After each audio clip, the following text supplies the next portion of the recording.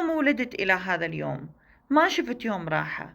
مشاكل من الأهل، مشاكل من الاقتصاد، مشاكل من الاجتماعية، مشاكل مرض نفسية، حظ سيء، كل شيء سيء بسيء. ومع ذلك ما حسيت أبدا أكو هناك طاقة أو إله أو شيء ساعدني.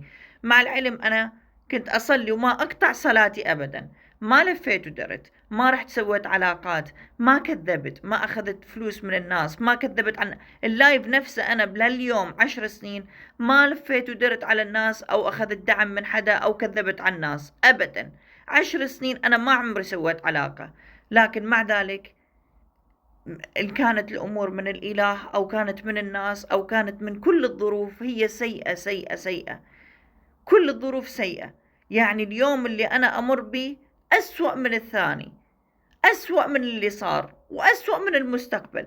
دائما الأمور سيئة. ليش؟ ما أعرف. هسه الناس تقول الابتعاد عن الله. حبيبي أنا بحياتي ما سويت شيء. أنا من الصبح لليل بالبيت، أنا ما أطلع وأروح وأجي. 10 سنين أنا بالسويد، 11 12 سنة بالسويد. أنا الشارع يمكن طلعت كله 50 مرة برا. أما أنت نصب، احتيال، كذب، نفاق، دجل، رياء، كل شيء قدر في هذه الدنيا تسوي، ومع ذلك الله يوفقك وأمورك تكون بخير. كأنما هاي الدنيا مبنية بباطل، كأنه هاي الدنيا مبنية على الظلم والنفاق والدجل. ليش؟ ما أعرف. طبعا رح تتهجموا علي أنتو، لكن بي حرقة وبي صعوبة ما أقدر أشرح للناس اللي داخلي، لكن عم حاول بس أنه أحكي لو شوي عن هاي الظلم الدنيا، وهاي الدنيا شلون ظلمتني إلي وظلمت غيري وظلمت الكل.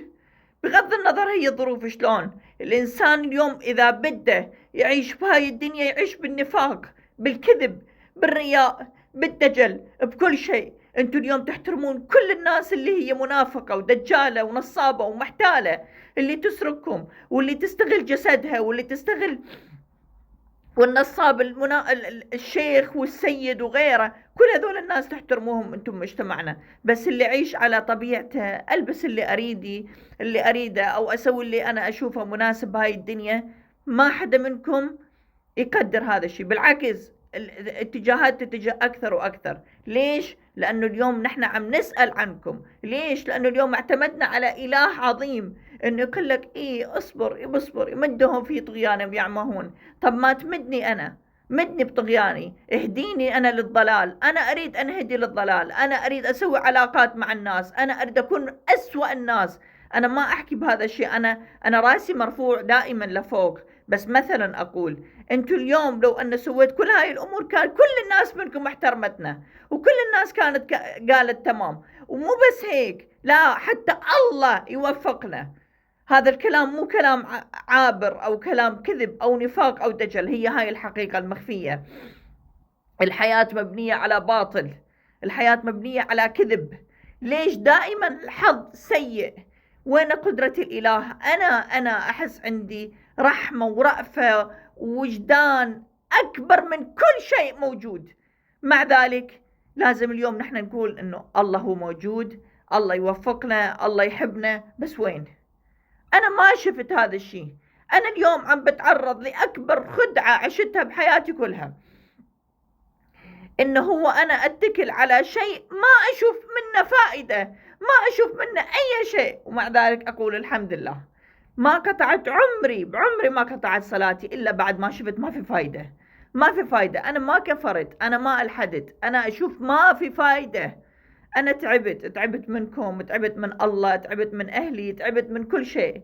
ما لفيت ودرت، ما عملت علاقات. 10 سنين أفتح لايفات أو بالبيت هنا أو بأي مكان سكنت، ما رحت سويت علاقات مع الناس، ما استغليت شيء. ممكن ألبس قصير، ممكن أفتح لايف وأسب، ممكن، لكن ما كذبت، ما أجت قلت لك ادعمني وطيني وسوي مشان أنا بعدين أنطيك.